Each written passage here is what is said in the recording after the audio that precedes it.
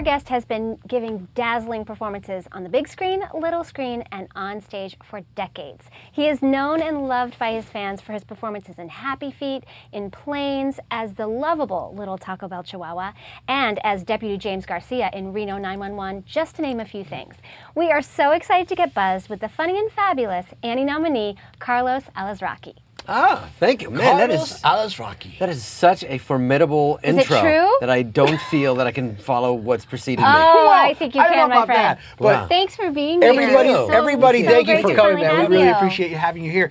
But everybody tells Stacey, can I carry you around with me, like Yeah, everywhere I go, exactly. to just introduce me? 'Cause Before I enter a room, ladies and gentlemen. people will just love me. I spend a lot of time reading about everyone, and so then when I kind of sit here, you heard me, I was like, what do I want to say? So I kind of just, everything kind of funnels in, and then whatever comes out, comes out. So Yes, he's Yeah. traveled It's to a- the center of the earth and discovered Yeah. life secrets. he is an Yeah. astronaut on the weekend. Absolutely. So listen, man, you obviously, on-camera actor, great actor, stand-up comedy, all this stuff. How did you find your way into voiceover?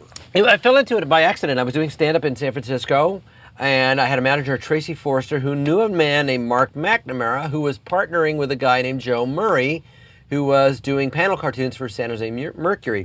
He developed this little concept called Rocco's Modern Life.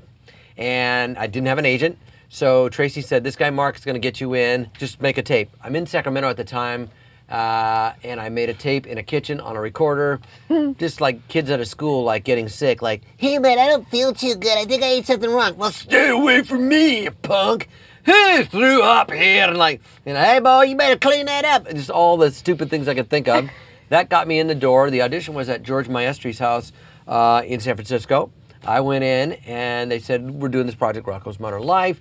We don't, even though he's a wallaby, we're trying to steer away from an Australian. So maybe New York, maybe, I said, what about like a Bruno Kirby or something? Hey, this is Rocco. How you doing? This is good to see you. I'm a wallaby and maybe try something else. And then one of the other characters was Spunky, the dog that was crazy with big eyes. And right then I got a guy named Nick Jennings, who's working with DreamWorks now, said, yeah, you're going to be Spunky. You've got Spunky, so let's keep you there. Spunky. You're Spunky for sure. So I go, good, I'm in. And then I did Gene Wilder for some reason just to keep them entertained. Yeah. You are not evil, you are good. And they're like, oh my God, that's funny, keep talking. And then they said, why don't we just try an Australian thing just for shoots and giggles? And there's like a vacuum manual, like plug hose A into slot B. And back then it was way more flattened out on Australian. Right. When you're having trouble with the bag, make sure you replace it and also the filter at the same time. And they're like, there's something about that voice. Let's just send that anyways to New York or whatever. And we did the pilot. And then I remember being in Seattle at Last Laugh Comedy Club and then getting the news that Rocco was going to go to series. And I was like, wow. And that is the That's the long, call sort of you like winded to get. story Yeah. of how it all began. Yeah. So I'm going to go out on a limb and say that you still audition for work. Absolutely. Okay, Yeah. good.